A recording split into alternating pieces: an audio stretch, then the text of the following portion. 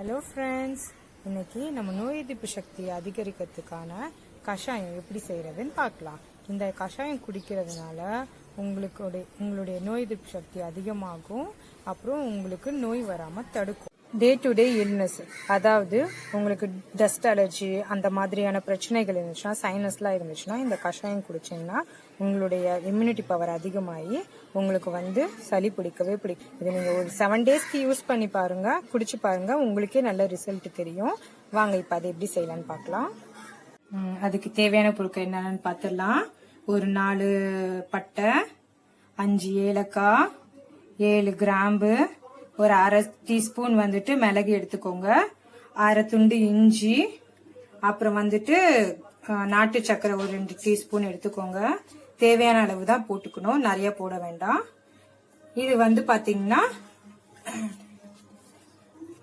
வெத்தலை, எங்க வீட்டிலேயே வளர்ந்தது, எங்க வீட்டு கொடியில வளர்ந்த வெத்தலை. எவ்வளவு அழகா இருக்கு பாத்தீங்களா? இது எங்க வீட்டிலேயே வளருது. சோ நான் பெரிய வெத்தலைன்றதுனால நான் 1 எடுத்துக்கிட்டேன். நீங்க உங்களுக்கு கடையில வாங்கிக்கோங்க, நாட்டு வெத்தலை கிடைக்கும், 2 வாங்கிக்கோங்க. அடுத்து துளசி, ஒரு 10 இலை துளசி எடுத்துக்கோங்க. அடுத்து ஒரு 4 ஓமவல்லி, அதாவது கற்பூரவல்லின்னு சொல்லுவாங்க. அது வேணும்னா போட்டுக்கலாம், இல்ல கிடைக்கலனாலும் ஒன்னும் பிரச்சனை இல்லை, விட்டுலாம். ஆனா அது சளிய கரைக்கும், அது நீங்க யூஸ் பண்ணீங்கன்னா கொஞ்சம் நல்லது. அடுத்து ஒரு 1/2 எலுமிச்சை பழம். ஓகேங்களா? இப்ப அடுத்து அது எப்படி செய்யறதுன்னு பாக்கலாம் வாங்க. இந்த கப்பு 4 கப்பு ஊத்த போறோம். ஏன்னா நம்மளுக்கு 2 கப்பு கஷாயம் செய்ய போறோம். சோ இதுல 4 கப்பு ஊத்துனா அது நல்லா கொதிச்சு 2 கப்பு அளவுக்கு வரும். இப்போ 4 கப்பு தண்ணி எடுத்துக்கிட்டாச்சு. இப்போ அதுக்கு தேவையான பொருட்களை கொஞ்சம் நம்ம இந்த பட்டை, லவங்கம், கிராம்பு, மிளகு எல்லாம் இருக்கு இல்லையா, அதை நம்ம இடிச்சு வச்சுக்கோம். இப்போ அதை நம்ம இடிச்சுக்கலாம்.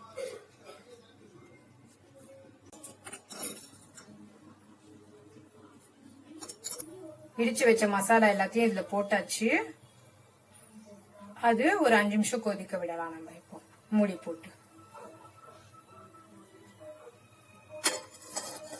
மூடியாச்சு. இது ஒரு 5 மினிட்ஸ் நல்லா கொதிக்கட்டும். பாத்தீங்கன்னா நல்லா கொதிச்சிருச்சு. அடுத்து நம்ம என்ன பண்ணுவோம்னா, இஞ்சி இடிச்சு வச்சிருக்கோம், அதோட இஞ்சிய ஆட் பண்ணிக்கலாம்.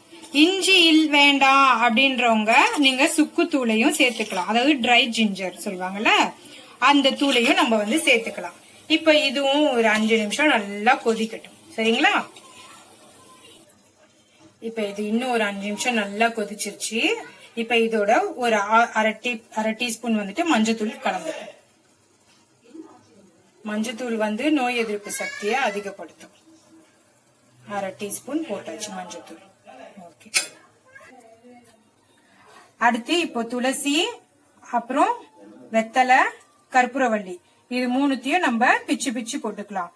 அப்படியே போட்டா அதோட பிளேவர் நிறைய கிடைக்காது, பிச்சு பிச்சு போட்டா அதோட பிளேவர் நல்லா கிடைக்கும்.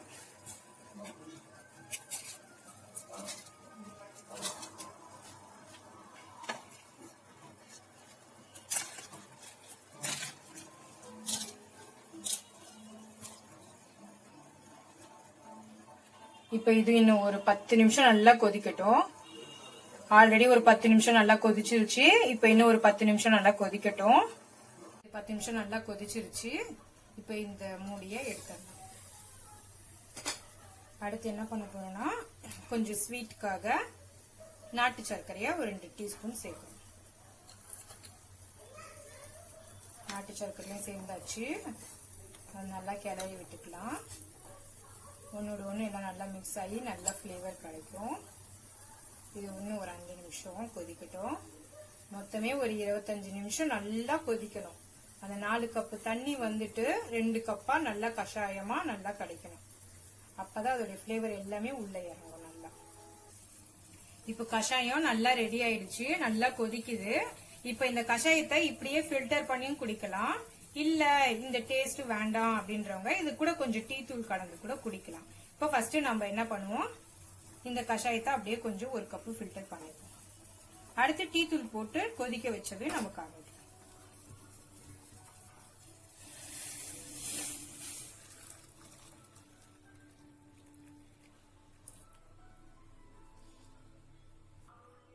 இப்போ இந்த கஷாயத்தை ஃபில்டர் பண்ணியாச்சு. அது கூட இப்போ 1/2 லெமன் புழிஞ்சுக்கலாம்.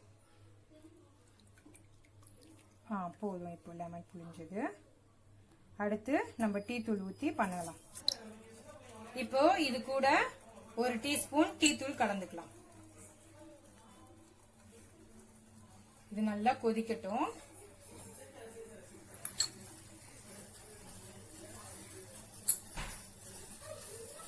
இது நல்லா ஒரு 5 நிமிஷம் கொதிக்கட்டும். ஏன்னா சாதாரணமா அந்த கஷாயம் குடிக்க பிடிக்கலன்றவங்க இந்த மாதிரி டீ தூள் கலந்து குடிச்சா இன்னும் நல்லா இருக்கும். இது குழந்தைங்களுக்கும் கொடுக்கலாம். கஷாயம் ரொம்ப நல்லது. இப்ப இது நல்லா கொதிச்சிருச்சு. இப்ப இதை ஃபில்டர் பண்ணிப்போம். வாசனை பாத்தீங்கன்னா நல்லா இருக்கு. இப்போ இத இன்னொரு கப் இருக்குதுல டீ தூள் போட்டது, இப்ப அதுவும் கொதிச்சிருச்சு. அதை ஃபில்டர் பண்ணிக்கலாம். இப்போ ஃபில்டர் பண்ணி வச்சிருக்க அந்த கஷாயத்துல லெமன் புழிஞ்சிக்கலாம். 1/2 லெமன்.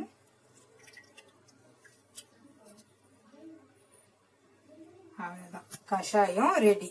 உங்களுக்கு எந்த கஷாயம் பிடிக்குதோ அதை நீங்க யூஸ் பண்ணிக்கலாம். நல்லா டேஸ்டா இருக்கும். நல்லா குடிச்சு ஆரோக்கியமா இருங்க. கொரோனாவில இருந்து எல்லாரும் சேஃபா இருங்க. மாஸ்க் யூஸ் பண்ணுங்க. சமூக இடைவெளியை கடைபிடிங்க. ஹாப்பியா இருங்க. உங்களுடைய இம்யூனிட்டி அதிகமாக்கும். அப்புறம் கொரோனா வராம உங்களை பாதுகாக்கும்.